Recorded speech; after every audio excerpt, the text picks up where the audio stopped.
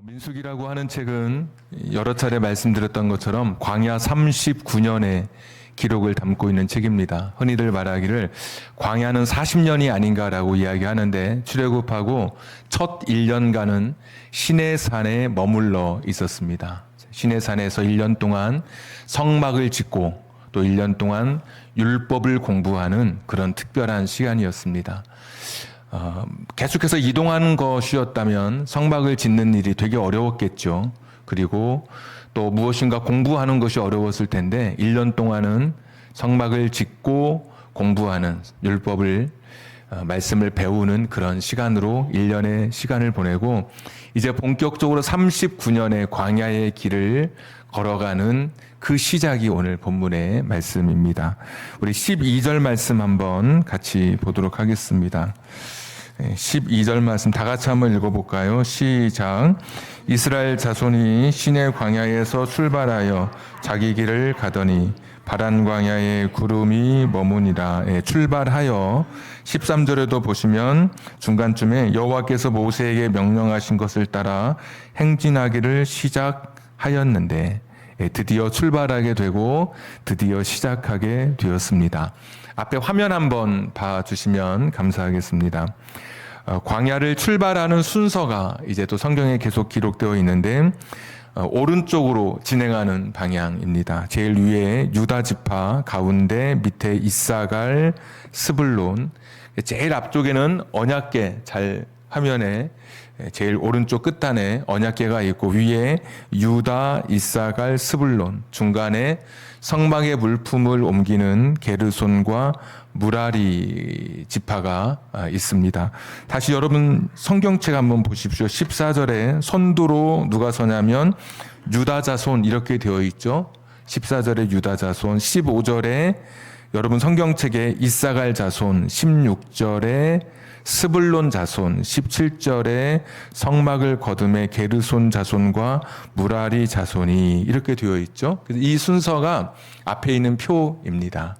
전체 10장에 누가 앞에 가고 그 다음 누가 가고 중간에 성막이 있고 이런 것을 쭉 기록해 놨는데 오늘 이 표대로 순서대로 그래서 성막을 중심으로 동쪽에 있었던 그 세 그룹의 지파가 먼저 출발하고 그 다음에는 남쪽에 있었던 그러니까 시계 방향입니다. 동쪽, 남쪽, 서쪽, 북쪽 지파가 시계 방향으로 출발하게 되고 중간에 성막이 계속 있는 것을 보게 되면 끝에 북쪽 지파가 도착하기 전에 온 지파가 자리를 잡기 전에 성막이 이제 완성되게끔 그렇게 중간에 성막을 미리 가서 기초를 다지고 만들어 놓으면 마지막 이 고핫 자손이 성물을 성막 안에 채워 넣음으로써 이제 성막이 완성되는 그런 이제 것을 그렇게 보여주고 있습니다. 그래서 어떤 분이 이걸 보면서 참 일사불란하다. 그리고 하나님께 이런 표현이 적당한지는 모르겠는데 하나님은 참 일머리가 있으신 분 같다. 되게 체계적이다 이렇게 그렇게 말씀하는 분도 실제로 있는 것을 보았습니다. 자, 이렇게 출발하게 됩니다. 그런데 오늘 다시 이렇게 말씀을 잘 보면 모세가 어떤 날을 받아서 출발하거나 모세가 가장 좋은 날이라고 스스로 판단해서 출발한 것이 아니었습니다. 이때쯤이면 좋겠구나. 그래서 출발한 것이 아니라 다시 여러분 성경 11절 둘째의 둘째 달 20날에 그러니까 2월 20일이죠. 구름이 증거의 성막에서 떠오르매. 그러니까 구름이 떠오를 때 그때 구름이 떠오르니까 출발하게 됐다라고 말씀해 주고 있습니다. 그러니까 스스로 결정한 것이 아니라 구름이 떠오를 때 출발하게 됐다. 이제 9장 16절 말씀 9장 16절, 우리가 10장이고 9장 16절, 우리 PPT도 좀 한번 보여주시고, 9장 16절에 항상 그러하여 낮에는 구름이 그것을 덮었고, 밤이면 불이 이제 성막을 덮었어요. 그 다음에 17절 말씀, 구름이 성막에서 떠오르는 때에는 이스라엘 자손이 곧 행진하였고, 구름이 머무는 곳에 이스라엘 자손이 진을 쳤으니, 그렇죠. 구름이 떠오르면 가고 구름이 머물면 멈추고 밤 같으면 불기둥이 떠오르면 가고 불기둥이 멈추면 서고 이렇게 됐다는 것이죠. 자, 22절 또 9장 22절 앞에 화면에도 있고 여러분 성경책에도 있고 이틀이든지 한 달이든지 1년이든지 구름이 성막 위에 머물러 있을 동안에는 이스라엘 자손이 진영에 머물고 행진하지 아니하다가 떠오르면 행진하였으니. 아멘. 예, 가고 싶은데 간 것도 아니고 멈추고 싶을 때 멈춘 것이 아니라 이제 구름이 인도하는 대로 구름이 떠오르면 가고 멈추면 서는. 그래서 오늘도 구름이 떠오를 때까지 기다렸다가 구름이 떠오를 때 이제 출발하게 되는 것을 보여주고 있습니다. 그러니까 광야길은 어떤 길이냐면 하나님과 동행하지 않으면 갈 수 없는 길이기 때문에 철저히 하나님의 시간에 맞추어서 하나님의 명령을 따라서 하나님의 인도하심을 따라서 모세가 지금 이 광야의 길을 걷고 있는 것을 우리에게 보여주고 있습니다.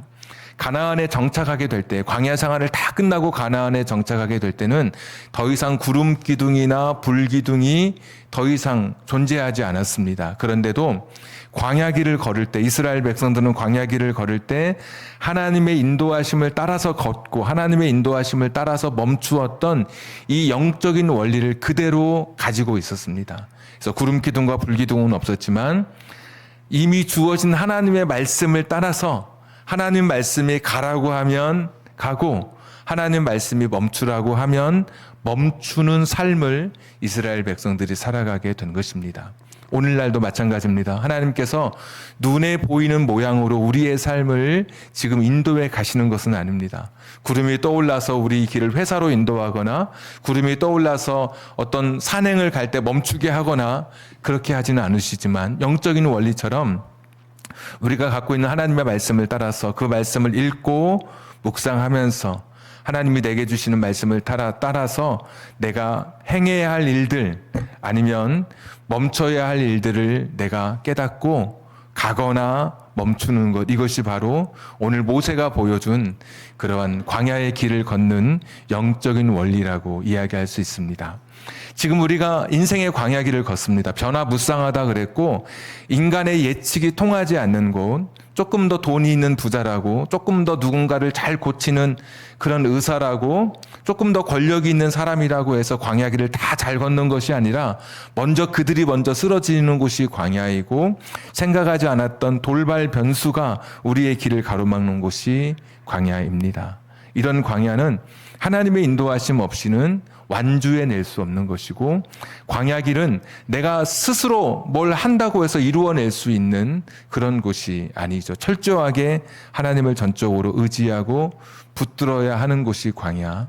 그래서 우리가 인생을 살면서 하나님 말씀, 하나님을 내 인생의 동행자로 삼고 하나님과 함께 살아가는 것이 이 광야의 길을 걸어낼 수 있는 우리의 힘이요 능력이고 이것이 바로 우리의 믿음이라고 말씀드릴 수 있습니다. 얼마나 여러분 성경 읽기가 여러분 삶에 계속되고 있는지 한번 점검해 보고 싶습니다. 1독을 하든 반독을 하든 누군가는 2독을 하든 아니면은 작년에 걸쳐서 올해 성경을 읽든 그 세 가지 수첩 말씀드렸죠. 하나는 말씀 수첩, 내가 오늘 하루 어디서 어디까지 말씀을 읽었는지, 그리고 깨달은 말씀이 있으면 그 수첩에다 또 기록하고, 또 하나는 선행 수첩, 착한 일을 한 하나님과 사람에게 더 많은 일을 했던, 내가 누군가에게 밝은 미소, 또 누군가를 도왔으면 또 거기다가 적고, 스스로 자랑하기 위한 것이 아니라 훗날 내 삶을 기록하고 스스로 자기 자신을 격려하기 위해서 누군가에게 보여주기 위한 것이 아니라, 그래서 그런 섬긴 수첩, 그걸 보면서 야, 내가 한때 이런 사람이었구나, 나중에 훗날에 보면서 내가 더 이렇게 자기 삶을 더 추동할 수 있는, 더 복된, 더 멋진 누군가를 위한 이타적인 삶을 살아갈 수 있도록 이끌어주는 촉매제가 되기 때문에 섬김 수첩도 필요하죠. 선행 수첩, 섬긴 수첩. 또 하나의 수첩은 기도 수첩이죠. 기도 제목을 적는 거예요. 저도 적어가다 보니까 자꾸 쌓여가요. 새벽에 그 핸드폰을 켜고 불을 다 끄고 기도하니까 핸드폰 켜고 수첩에 적은 것만 보더라도 시간이 그냥 읽기만 해도 막 벌써 막 지나가기 시작하더라고요.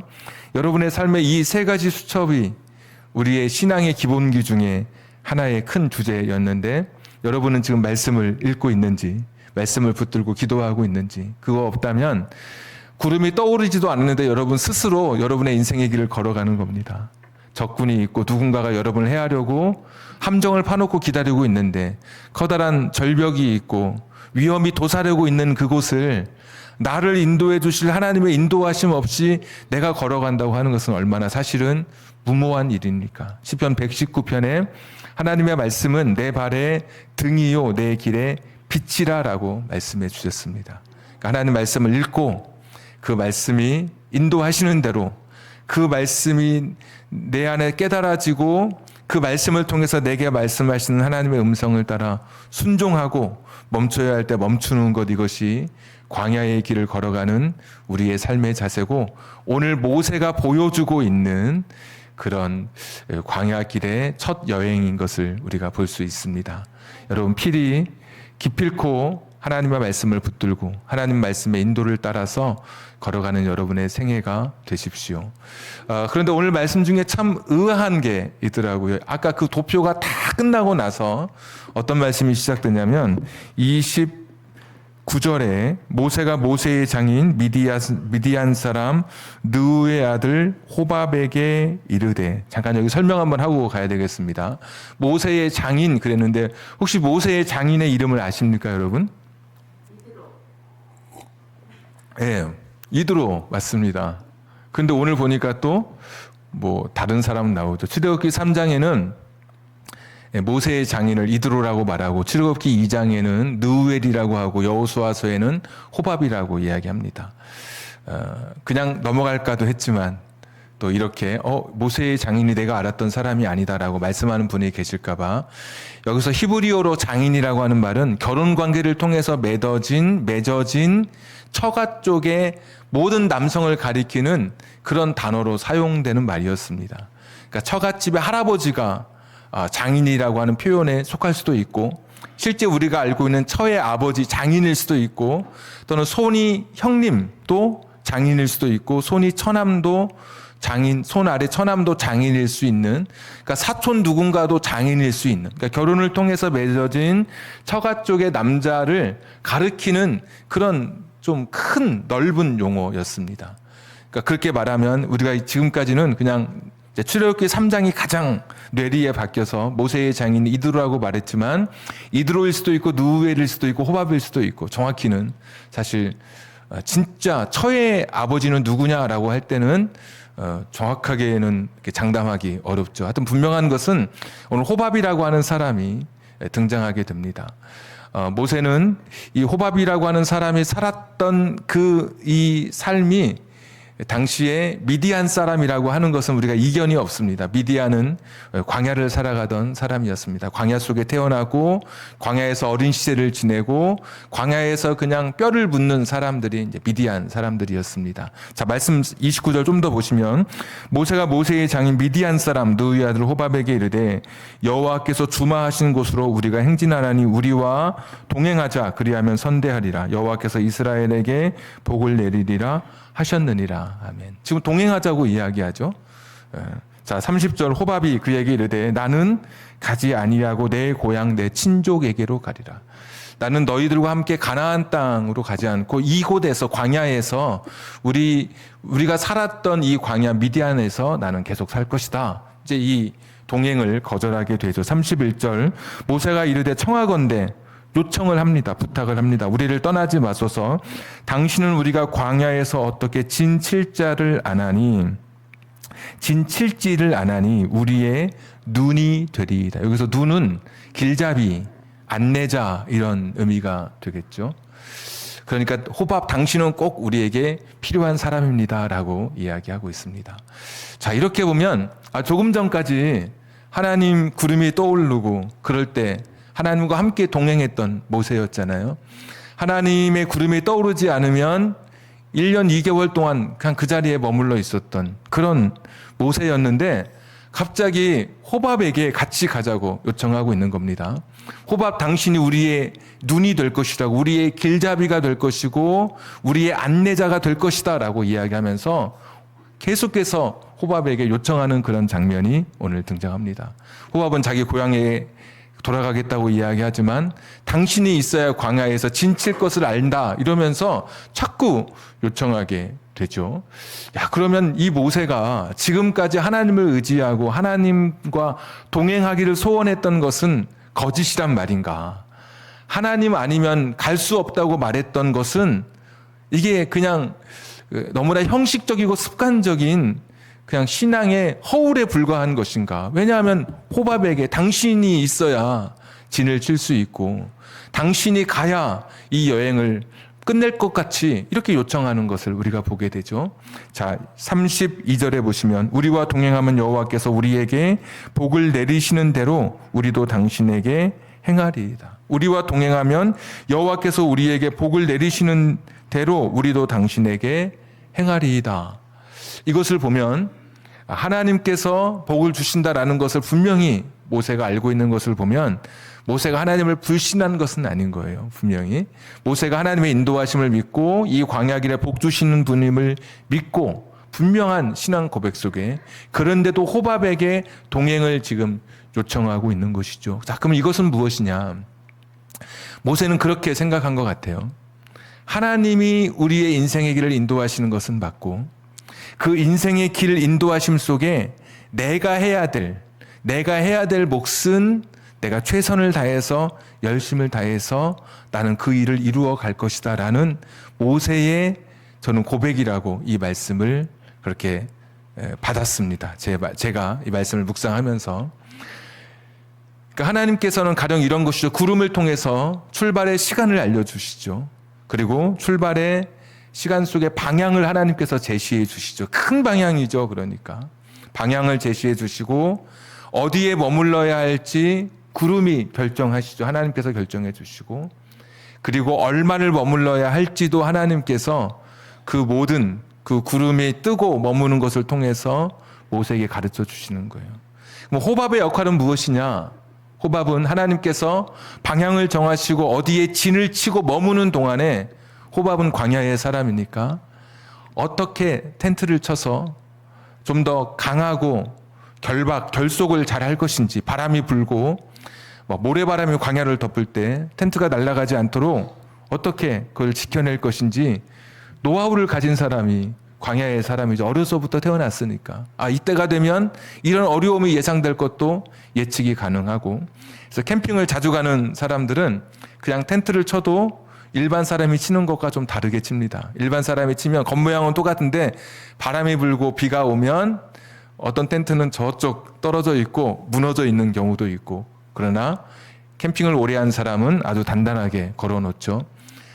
중고등학교 때 수련회 가서 저희 때는 텐트도 치고 이렇게 수련회 했는데 항상 위험한 것이 무엇이냐? 꼭 한두 명씩 텐트를 발로 걷어 차는 사람들이 있습니다.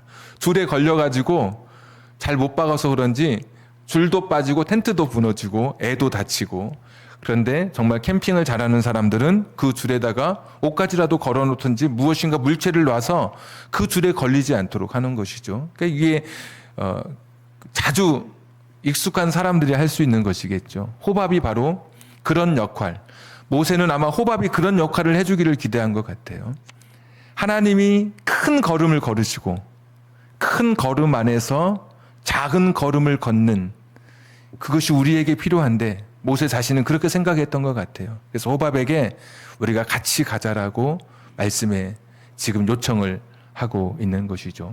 신앙이란 무엇이냐? 하나님이 걷는 큰 길을 따라 걸어가는 것이 우리의 인생입니다. 가령 예를 들면 하나님이 저와 여러분 여기까지 인도해 주셨어요. 고향을 옮기게 한다든지 직업을 선택하게 한다든지 배우자를 만나게 한다든지 하나님께서 큰 걸음으로 내 삶을 인도해 주셨다면 그 가운데 큰 걸음의 인도하심 속에 무엇이 필요하냐? 나 자신의 작은 걸음에 인간의 최선과 노력이 여전히 필요한 삶을 우리가 살아가고 있다는 거예요. 하나님이 다 해주실 거야 하고 손을 놓고 있는 것이 우리 인생이 아니라 모세는 하나님의 인도하심을 믿으면서도 그 하나님의 인도하심 속에서도 내가 해야 될 일이 무엇인지를 찾아서 호밥에게 최선을 다해서 요청해서 같이 동행해서 하나님의 큰 걸음을 멋지게 아름다운 결실로 만들어내자라고 호밥에게 요청해 놓고 있는 것이죠. 공부하는 학생이 하나님께 기도하면서 하나님, 제 인생의 길을 붙잡아 주시옵소서. 당연히 그렇게 해야 됩니다. 저는 그런 사람인데 예를 들면 이런 겁니다. 1시간 공부하고 어떤 아이는 1시간 다 남는 경우가 있고 공부하는 것이, 어떤 아이는 3시간 공부했는데 30분만 남는 경우도 있습니다. 제가 학생부를 가르치던 전도사 때는 그때는 무슨 특별한 근거 자료가 없는데도 아이들에게 막 그렇게 이야기했습니다. 너 예배 잘 드리고, 전도사 때라고 말씀드렸습니다. 예배 잘 드리고 막 그러면 너 하나님 앞에 기도하고 그러면 너 1시간 공부해도 1시간 다 남고, 공부 안 하고 저 교회 안 오고 기도 안 하고 공부하면 3시간 공부해도 30분밖에 안 남는다. 협박 아닌 협박을 하면서, 그럼 애들이 순수하니까, 저도 그때는 순수했고 와서 예배 드리고 공부하고 그렇게 열심히 했던, 그러니까 전적으로 공부할 때도 우리가 하나님의 인도하심과 붙드심을 확신하고 공부하는 것이죠. 그러면서도 아무것도 하지 않고 게으르게 교회 다니지 않는 아이들보다도 더 열심히 안 하면서도 좋은 성적을 기대하는 것은 오늘 모세가 호밥에게 같이 가자고 요청했던 것과 다른 길이 되는 것이죠. 공부도 열심히 해야 되는 것이죠. 내가 해야 될 작은 걸음을 열심히 걸어가야 되는 것이죠. 아파요, 누가? 그러면 이런 분도 있습니다. 나는 아픈데 나는 약이 2개 있어. 구약이 있고 신약이 있어. 난 이거 먹으면 돼. 그러면서 병원에 안 가고 구약과 신약 먹는다고 그런 분도 계셔요. 저는 그분의 믿음도 훌륭하다고 생각합니다. 왜? 하나님은 기적을 베풀어 주시는 분이시니까. 그러나 그분은 한 가지만 아는 거예요. 하나님은 인간의 작은 걸음조차 기억해 주시고 그 걸음을 받아주시는 그런 분이신 거예요. 하나님이 선물로 주신 인간에게 치료할 수 있는 의사의 처방이라든지 약에 대해서 하나님이 주신 이미 선 지식으로 베풀어 주신 은혜가 있단 말이죠. 그러니까 머리 아프면 저도 기도하면서도 하나님 머리 아픈 것이 좀 사라지게 해 주십시오. 그러면서 약을 집습니다. 타이레놀. 먹습니다. 500mg. 그리고 또 건강하게 생활을 또 유지해 가고, 모든 것이 그런 것이죠. 하나님께만 맡기고 다 끝나는 것이 아니라 내가 해야 될 일이 있다면 그 일을 하는 거예요. 하나님께서 5달란트, 2달란트, 1달란트를 주셨어요. 큰 걸음이죠. 하나님께. 어떤 사람은 5달란트, 2달란트, 1달란트. 정말 하나님께서 크게 그 사람의 삶을 지금 큰 갈래로 인도해 주셨어요. 그 가운데 살아가는 내 삶은 내가 이제 살아가는 거예요. 어떤 사람은 2달란트 받은 사람처럼 나는 5달란트 못 받았으니, 나는 5달란트 받은 사람처럼 그렇게 2달란트 받았으니 5달란트는 받지 못했지만 나는 열심히 살아가는, 자기 노력을 다해서 살아가는 사람이 있고, 1달란트 받은 사람은 2달란트, 5달란트 받은 사람처럼 나는 그렇게 받지 못했으니 여러 가지 생각 속에 내가 이것을 하면 또 주인이 싫어할 수도 있겠다라고 하면서 열심히 일하지 않고 땅에 묻어둔 그런 사람도 있었죠. 하나님께서는 1달란트 받은 사람을 책망해 주셨습니다. 게으르고 악한 종이라고. 하나님이 어떤 사람에게는 5달란트 주실 수도 있고 어떤 사람은 1달란트 줄 수도 있어요. 어떤 사람은 큰 회사를 운영하는 사람으로 그 사람을 불러줄 수도 있고, 한 사람은 그 회사에서 일하는 고용인으로 그렇게 일하는 그런 사람도 있겠죠. 이제 고용돼서 살아가는 피고용인으로. 자, 그럴 때 내가 어떻게 살아가느냐, 5달란트, 2달란트, 1달란트 받았을 때 거기서 내가 작은 걸음으로 열심히 살아가는 사람을 하나님께서는 칭찬해 주신 것이죠. 1달란트 받은 사람에게 너는 악하고 게으르다고 말씀해 주시고, 2달란트, 5달란트 받은 사람에게는 착하고 충성된 종이라고 칭찬해 주셨습니다. 그러니까 하나님께서는 우리의 삶의 길을 걸어가는, 하나님과 동행하며 걸어가는 인생의 길에서 우리가 그 삶을 하루하루 성실하게 살아가기를 기대하시는 하나님으로 저는 분명히 믿습니다. 예. 그냥 하나님이 인도해 주셔, 구름 기둥 떠오르면 출발, 대책 없이 그냥 하나님만 믿고 가는 것, 틀렸다라기보다는 그런 가운데서도 오늘 모세가 호밥에게 좀 더 구체적으로 세세한 것은 우리가 같이 한번 노력해 보자 라고 하는 것을 보면 이거 틀리지 않았다라고 생각하는 거예요. 우리의 길을 하루하루 성실하게 내 삶을 살아가는 거예요. 하나님은 어떤 분이시냐? 3절 그들이 여호와의 산에서 떠나 3일 길을 갈 때에 여호와의 언약궤가 그 3일 길에 앞서가며 그들의 쉴 곳을 찾았고, 아까 그림도 보셨죠? 언약궤가 앞에 있었어요. 구름이 떠오르고 호밥과 함께 가는 그 길에도 여호수아서에 보면 호밥이 등장하거든요. 같이 가나안 땅에 들어간 거예요. 그 길에 누가 있었느냐? 언약궤가 앞에 있었단 말이죠. 그러니까 하나님은 어떤 분이시냐? 큰 걸음 속에 작은 걸음을 내가 열심히 하루하루 최선을 다해 살아가는 내 삶에 항상 앞에 서서 내 인생을 인도해 가시는 그런 분이세요. 내가 열심히 내 인생 내가 노력하는 것으로 하나님이 네 노력만큼만 살게 하지 아니하시고, 내가 하나님의 은혜 가운데 하루하루 성실하게입니다. 성실하게 하루하루 살아가는 내 삶의 앞에 누가 계시느냐? 언약궤 하나님이 계신 거예요.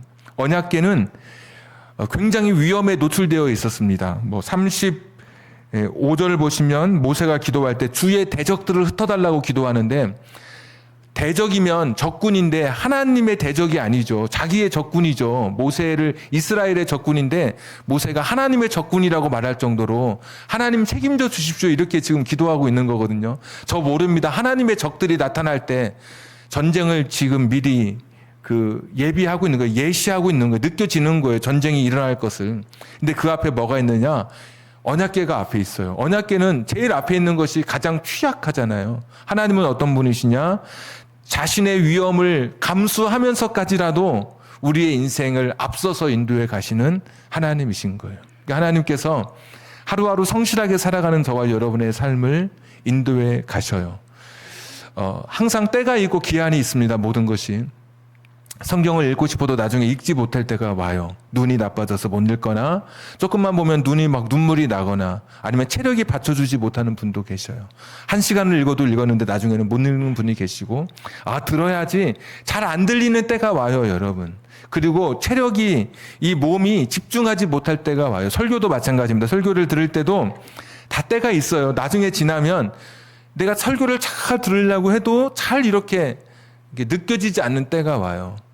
몸의 어떤 이해력이라든지 또는 몸의 컨디션이 잘 받아들여지지 못할 때가 분명히 오는 거예요. 다 때가 있는 거예요. 그 시간 동안에 하루하루 최선을 다해서, 하루하루 내 삶을 성실히 다해서 살아갈 때 하나님은 여전히 내 인생의 앞에서 언약궤가 앞서 있는 것처럼 내 인생을, 내 광야길을 앞서 인도하시는 분이시니까 기필코 내 인생을 아름다운 광야로 완주하게 해 주실 거예요. 여러분의 인생, 하나님의 인도하심 속에, 하나님의 동행하심 속에 철저히 여러분의 인생을 맡기십시오. 하나님 말씀이 가라는 대로 가고 멈추라는 대로 멈추고, 하나님이 내 인생의 길을 걷게 하시는, 마음으로 자기의 길을 계획할지라도 그 걸음을 인도하시는 분은 하나님이라고 하셨으니까 하나님의 인도하심 속에 우리가 살아가고 있어요. 그런데 하루하루 그 삶 속에서 살아가는 거는 나인 거예요. 그래서 기도할 때는 모든 것이 하나님께 달려있는 것처럼 기도하는 것이고, 일할 때는 모든 것이 내게 달려있는 것처럼 일하는 거예요. 지금부터 한 1600년 전에 한 신앙의 사도가 했던 이야기예요. 기도할 때는 모든 것이 하나님께 달려있는 것처럼 기도하고, 일할 때는 모든 것이 내게 달려있는 것처럼 일하며 살아가는 것. 하나님의 큰 걸음 속에서 작은 걸음은 내가 채운다. 성실하게 살아갈 때 앞서서 인도하시는 여호와 하나님의 그 인도하심이 저와 여러분을 이 광야길에서 무너지지 않도록, 넘어지지 않도록 붙잡아 주실 것입니다. 하루하루 성실하게, 오늘 하루도 하나님 말씀 붙들고 하루하루 부지런하여 게으르지 말고 하루하루 신실하게 걸어가는 여러분의 발걸음 속에 하나님의 그 인도하심, 때를 따라 먹여주심이 여러분 삶에 풍성하기를 주님의 이름으로 다시 한번 축복합니다. 우리 같이 한번 기도하도록 하겠습니다. 작은 걸음 걷지 못하고 그냥 그렇게 큰 걸음 안에 작은 걸음 방황하고 있다면 그것이 얼마나 하나님의 뜻을 온전히 이루지 못하고 열매 없이 끝날 그런 인생일 것입니다. 큰 걸음을 하나님께서 인도해 주시지만 그 안에서 작은 걸음은 내가 걷는 것입니다. 구름이 떠오를 때 당연히 하나님의 인도하심 속에 살아가는 것이고, 그 인도하심 속에서 호밥과 함께 모세는 어떻게 진을 쳐야 되는지, 어떻게 이 광야 생활을 좀 더 잘 해나갈 것인지 준비하고 최선을 다했던 그런 사람입니다. 저는 여러분의 삶이 하루하루 여러분 주어진 일에 최선을 다하는 삶이 되기를 원합니다. 그런 작은 걸음을 인도하시는 하나님의 큰 걸음을 믿기 때문입니다. 언약궤가 여러분 앞서서 여러분의 인생을 인도해 갈 것입니다. 하루하루 최선을 다하는 여러분의 삶을 하나님께서 기필코 더 멋지고 아름다운 삶으로 열매 맺게 해 주실 것입니다. 오늘 주신 말씀 붙들고 하루하루를 성실하게 하나님의 은혜를 기억하며 살아가게 해 주옵소서. 우리 한 1, 2분 같이 기도하겠습니다. 거룩하신 하나님, 오늘도 주신 말씀을 붙들고 나아갑니다. 하나님 아니면 살아갈 수 없는 인생인 것을 고백합니다. 하나님 아니면 설 수 없는 인생인 것을 고백합니다. 여호와 자비로우신 아버지 하나님, 다시 한번 간절히 구하며 주님의 은혜를 소원하며 나아갑니다. 하루하루 최선을 다해서 이 광야의 길을 걸어가게 해 주시옵소서. 하나님이 인도하시는 광야 이온이 두려움 없이 가되 신실하게 최선을 다해 내게 주어진 일 열심을 다해 걸어가게 해 주시옵소서. 하나님, 내가 그동안 내 삶이 나태하여 게을러지고 있다면 나는 지금 최선을 다했는가? 나는 지금 최고의 삶을 살아가고 있는가?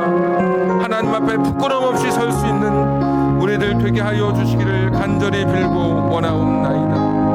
하나님의 시간에 일할 수 있도록, 구름이 떠오를 때 일할 수 있도록 은혜를 더하여 주시기를 빌고 원합니다. 주님 긍휼히 여겨 주시옵소서.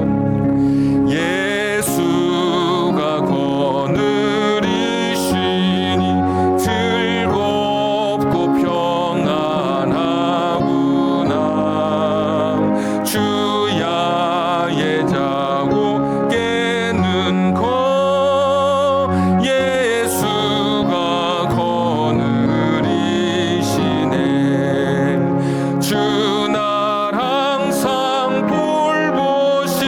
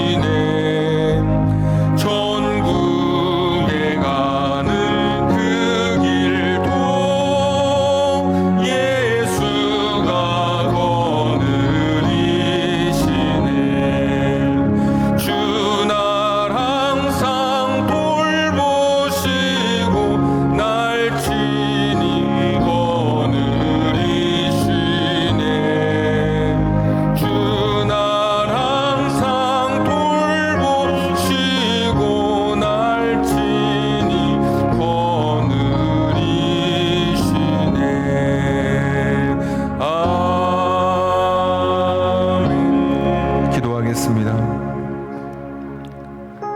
하나님, 광야의 길을 걸을 때는 하나님과 함께 동행하는 길, 하나님 말씀 따라 가는 길인 것을 오늘 성경을 통해 다시 한번 깨닫습니다.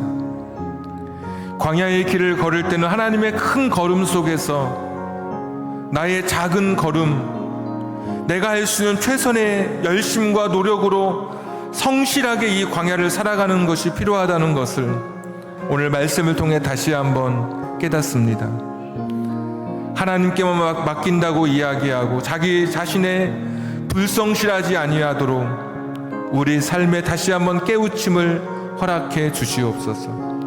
내가 아무리 노력한다 할지라도 내 인생에 하나님께서 언약궤가 앞서서 가셔야 하는 광야 길이기에 하나님 없는 내 인생의 노력과 하나님 없는 내 인생의 최선을 의지하는 그런 어리석은 삶 되지 않도록 하나님의 큰 걸음과 우리 인간의 작은 걸음의 균형을 잘 맞춰 걸어가는 우리 인생들 되도록 은혜를 더해 주옵소서.